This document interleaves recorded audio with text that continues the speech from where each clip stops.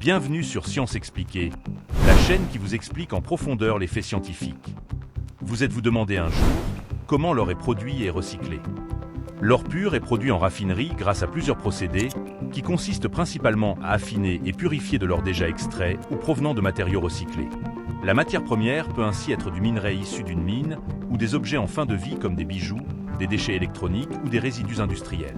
Si l'on utilise du minerai, celui-ci est généralement concassé et broyé en une poudre fine. Cette étape augmente la surface de contact du matériau et facilite l'extraction de l'or qu'il contient. Pour extraire l'or, que ce soit du minerai broyé ou des matériaux recyclés, on utilise différentes méthodes.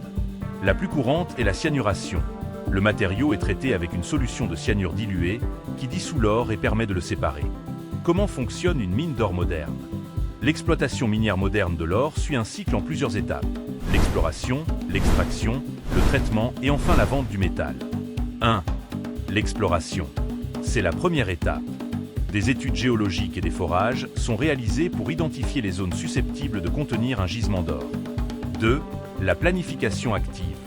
Une fois un gisement prometteur identifié, des travaux complémentaires déterminent son étendue et sa teneur en or.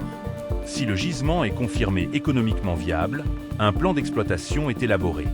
Il définit la méthode d'extraction la plus adaptée, la conception de la mine, ainsi que la logistique pour le traitement et le transport du minerai. 3. L'extraction. Le minerai est ensuite extrait du sol. La méthode dépend de la localisation et de la nature du gisement.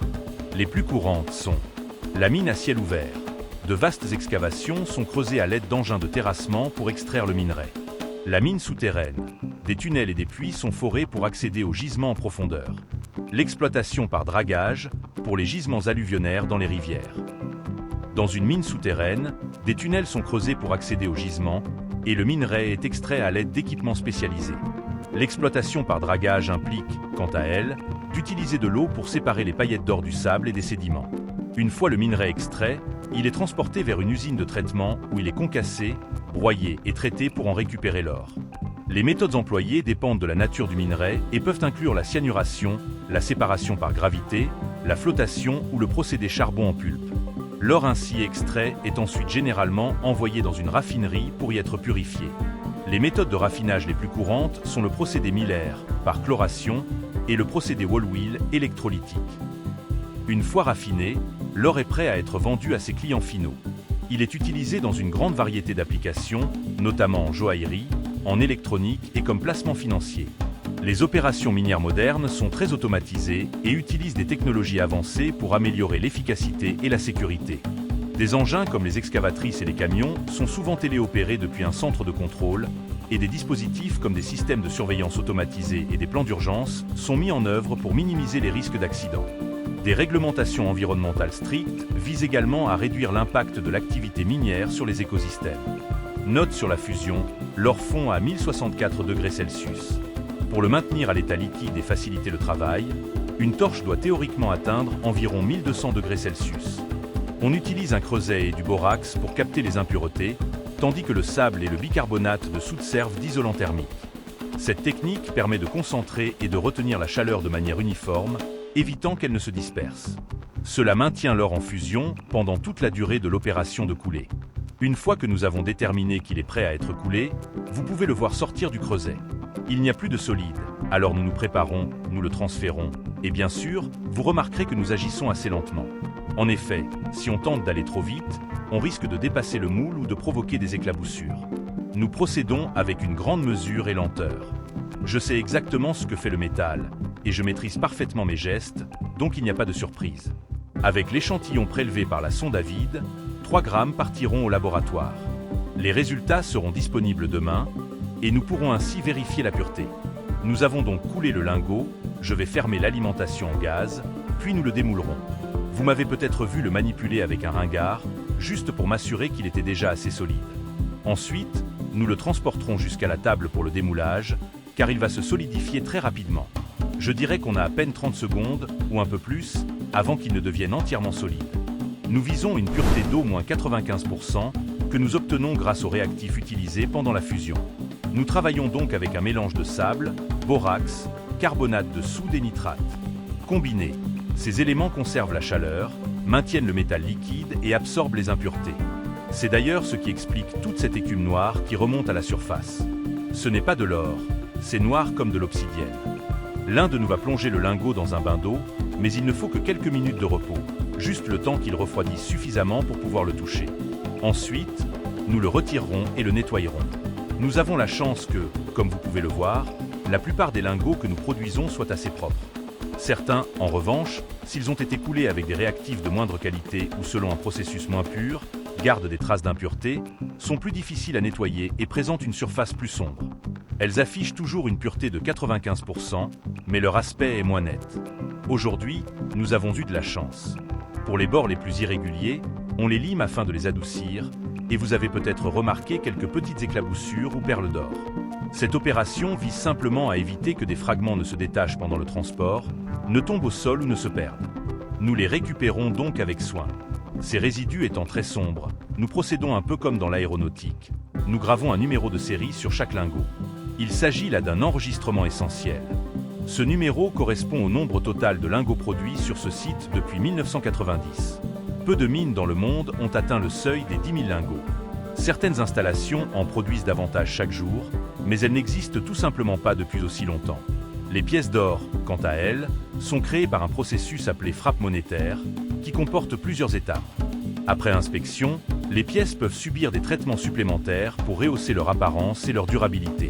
Cela inclut des finitions telles que le polissage, le trempe ou l'application de finitions spéciales comme le brillant universel, finition proof ou le mat. Ces traitements confèrent aux pièces les qualités esthétiques recherchées. Les pièces finies sont ensuite conditionnées dans des pochettes de protection ou des capsules pour préserver leur état. Elles sont généralement rangées dans des tubes ou présentées dans des écrins. Enfin, elles sont distribuées aux revendeurs, collectionneurs ou investisseurs. Voici quelques faits intéressants concernant la production de l'or. L'or est l'un des métaux les plus recyclables au monde et une part importante de l'approvisionnement mondial provient de sources recyclées. Il peut être réutilisé et retraité indéfiniment sans perte de qualité ou de pureté. Les nanoparticules d'or présentent des propriétés uniques à l'échelle nanométrique, comme une excellente conductivité et une résonance plasmonique de surface. Ces caractéristiques les rendent utiles dans divers domaines, notamment l'électronique, la catalyse, le diagnostic médical et l'administration de médicaments. Enfin, l'or peut être battu en des feuilles extrêmement fines, appelées feuilles d'or, utilisées depuis des siècles dans les arts, l'architecture et la restauration. L'or est si malléable qu'une once, environ 28 grammes, peut être battue en une feuille d'environ 9 mètres carrés. L'or pur est généralement trop mou pour de nombreuses applications pratiques, c'est pourquoi on l'allie souvent à d'autres métaux pour augmenter sa résistance et sa durabilité. Dans l'Antiquité, un alliage naturel d'or et d'argent, appelé électrum, était utilisé pour la joaillerie et la monnaie. L'or a un point de fusion de 1064 degrés Celsius. Cette propriété, ajoutée à sa bonne conduction thermique et électrique, rend l'or précieux dans diverses applications industrielles, comme l'électronique et l'aérospatiale. L'or peut être déposé en une fine couche sur des surfaces grâce à un procédé appelé dorure ou plaquage à l'or. Cette technique est employée dans des industries comme l'électronique, où l'or est appliqué sur les connecteurs et les circuits imprimés pour sa conductivité et sa résistance à la corrosion. L'or trouve aussi des applications en médecine et en dentisterie. Il est utilisé dans les restaurations dentaires, telles que les couronnes et les bridges, grâce à sa biocompatibilité et sa résistance à l'oxydation. Les nanoparticules d'or servent également au diagnostic médical et à des techniques d'imagerie. L'or n'est pas seulement prisé pour sa beauté et sa rareté, mais aussi pour ses applications industrielles. Il est utilisé dans l'électronique, la fabrication de composants, la production de verres spéciaux et même comme catalyseur dans certaines réactions chimiques. Les principaux pays producteurs sont la Chine, l'Australie, la Russie, les États-Unis et le Canada. Leurs opérations minières contribuent de manière significative à l'offre mondiale d'or. L'or a joué un rôle crucial dans l'histoire humaine. Il a été utilisé comme monnaie, symbole de richesse et de pouvoir, et support d'expression artistique depuis des millénaires. Le processus de recyclage de l'or implique plusieurs étapes pour récupérer l'or de différentes sources, telles que les déchets électroniques, les bijoux ou les résidus industriels. Voici un aperçu étape par étape du processus. 1. Collecte et tri.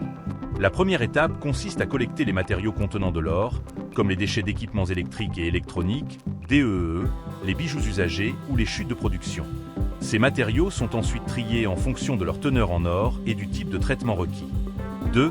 Tri et pré-traitement.